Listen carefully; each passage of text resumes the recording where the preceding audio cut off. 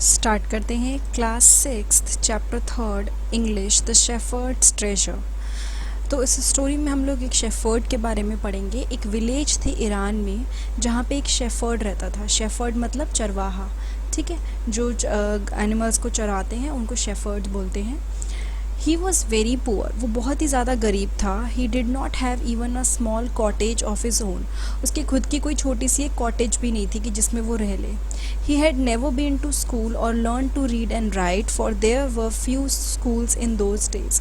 वो कभी भी स्कूल नहीं गया। He had never been to school मतलब कभी भी वो स्कूल नहीं गया, ना ही उसने कभी पढ़ना या लिखना सीखा।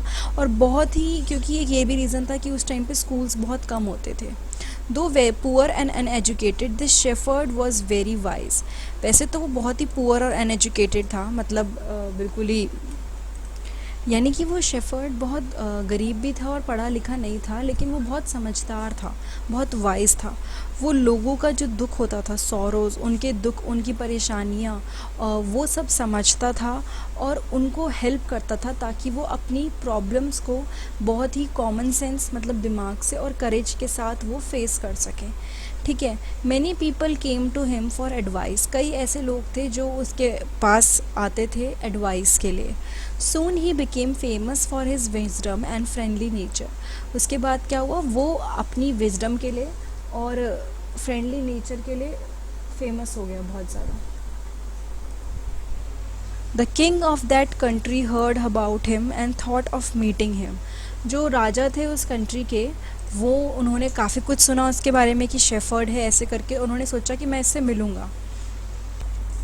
तो एक दिन क्या हुआ, राजा ने अपना अपना भेष वैसे ही धारण किया जैसे कि शेफर्ड होता है, मतलब वो अपने आप को शेफर्ड की फॉर्म में और एक म्यूल पे जो होता है उस पे राइड करते हुए वो आए।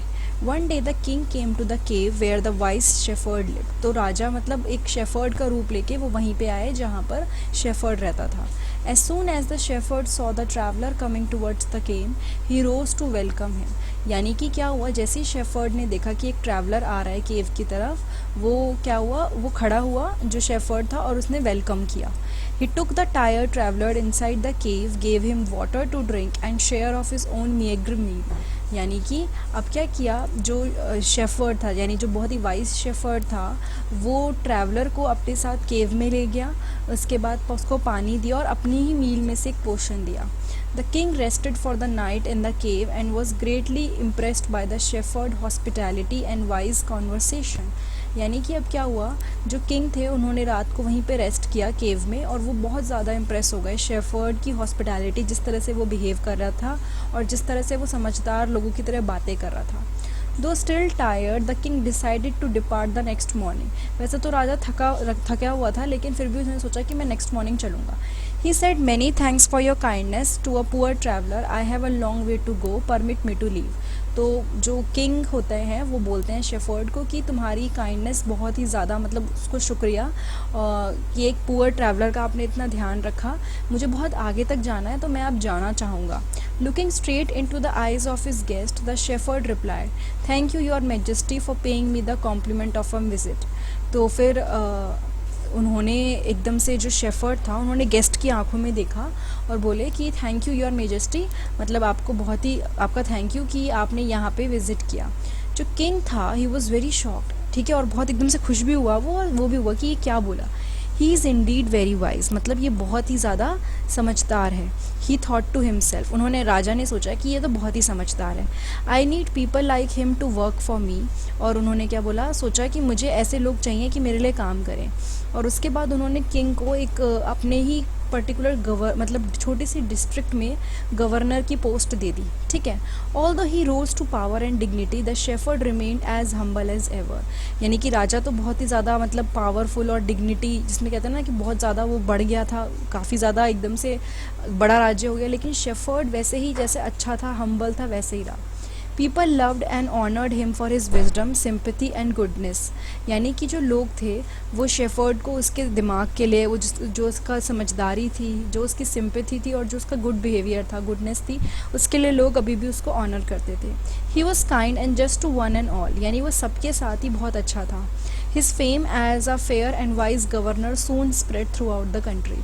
यानी कि उसका जो फेम था कि वो इतना अच्छा है, फेयर है और इतना वाइज है, वो पूरी कंट्री में मतलब क्या हुआ, आसपास सब जगह पूरी कंट्री में फैल गया।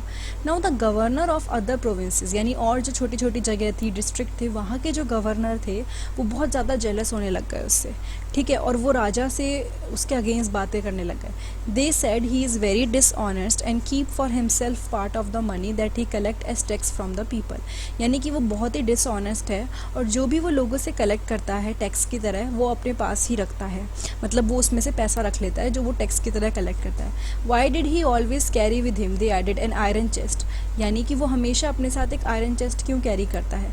Perhaps he carried in it the treasure that he had secretly collected, जो आयरन चेस्ट है शायद उसमें वो अभी तक जो भी उसने ट्रेजर इकट्ठा करा है वो सब कलेक्ट करके घूमता है। After all they said mockingly he was an ordinary shepherd and could behave no matter, यानी कि एक मतलब वो था तो शेफर्ड ही ना, अब वो उसको इतना कुछ देखने को मिल गया तो वो अब ऐसा तो करेगा ही। At first the king did not pay attention to these report, but how long could he ignore these governors and their endless stories about the shepherd, यानी कि शुरू में तो किंग ने बिल्कुल ध्यान नहीं दिया जो लोग उसके बारे में बातें बनाते थे, लेकिन फिर कब तक वो उसको अवॉइड करते। One thing was certain, the king discovered, अब उन्होंने क्या बोला कि कुछ तो मतलब है जो किंग ने ढूंढा।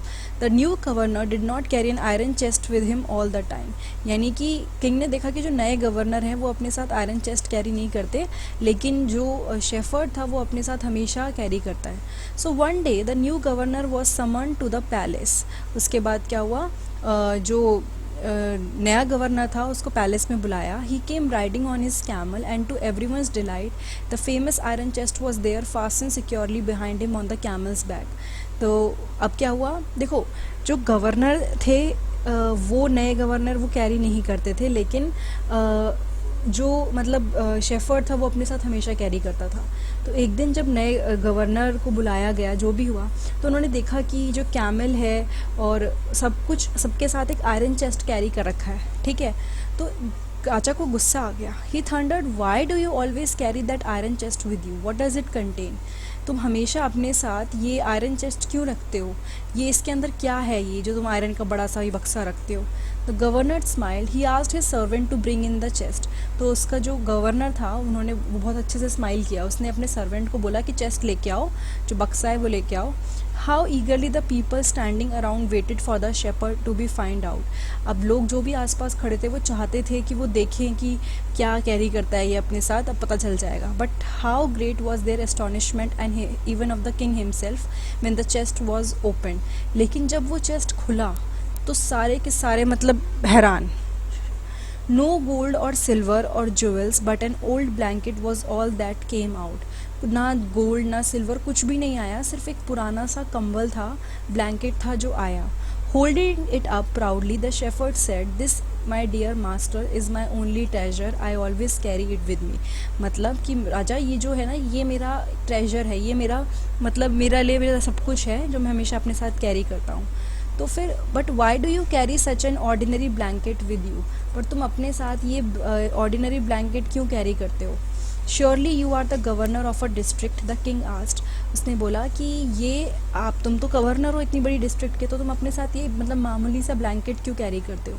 To which the shepherd replied with quiet dignity, this blanket is my oldest friend, it will still protect me if at any time your majesty should wish to take away my new cloaks, यानी क्या हुआ, इसने बोला कि ये जो blanket है ये मेरा सबसे पुराना दोस्त है, अगर ये मुझे आज भी मतलब अगर मैं आज की बात करूं, अगर आप मुझसे या कोई भी मुझसे मेरा नया क्लॉक यानी नई चीज़ें ले लेगा या फिर मेरा ब्लैंकेट नई चीज़ें ले लेगा, लेकिन ये मुझे आज भी प्रोटेक्ट करेगा। How pleased the king was and how embarrassed the jealous governors became to hear the wise man reply, यानी ये सब सुन के जो राजा था वो तो बहुत ही खुश हुआ, बहुत ही ज़्यादा, और जो बाकी जेलस गवर्नर थे उनके पास तो कुछ था ही नहीं, वो तो शर्म से बिल्कुल झुक ही गए। Now they knew that the shepherd was Indeed the humblest and the wisest man in the land. Now अब सबको पता था कि जो शेफर्ड है वो बहुत ही हम्बल और वाइज मैन है लैंड का। The king made him the governor of a much bigger district that very day, तो राजा ने उसको उसी दिन एक बहुत ही बड़ी डिस्ट्रिक्ट का गवर्नर बना दिया, ठीक है, उसी दिन जब ये सब बातें हुई। ईरानियन फोक टेल जैसे अलग अलग कहानियाँ होती हैं वहीं से ये ली गई है। तो ये मतलब हमें एक पर्सन की क्वालिटीज़ बता रही हैं कि किस तरह वो वाइज और मतलब इतना कहते हैं ना हम्बल था, और ये चीज़ उसकी हमेशा साथ रही। तो हमेशा चाहे कितनी भी बड़ी जगह पे हम चले जाएं, हमेशा हमें ग्राउंड रहना चाहिए, ग्राउंडेड रहना चाहिए, मतलब किसी चीज़ का घमंड नहीं होना चाहिए। तो ये था चैप्टर 3 क्लास 6 इंग्लिश का, द शेफर्ड ट्रेजर। अगर ये वीडियो आपको अच्छी लगी है तो प्लीज़ लाइक, कमेंट, सब्सक्राइब और शेयर करना मत भूलिएगा। अगर आपको साइंस, एसएसटी, इंग्लिश के और चैप्टर देखने हैं तो नीचे आप डिस्क्रिप्शन बॉक्स में देख सकते हैं, वहाँ पे सारे लिंक दिए हुए हैं। वरना आप मेरे चैनल पे जाइए, वहाँ पे प्लेलिस्ट है, प्लेलिस्ट में जाके आपको क्लास के अकॉर्डिंग और सब्जेक्ट के अकॉर्डिंग प्लेलिस्ट मिलेगी, आप उसमें भी चैप्टर्स देख सकते हैं। Thank you so much.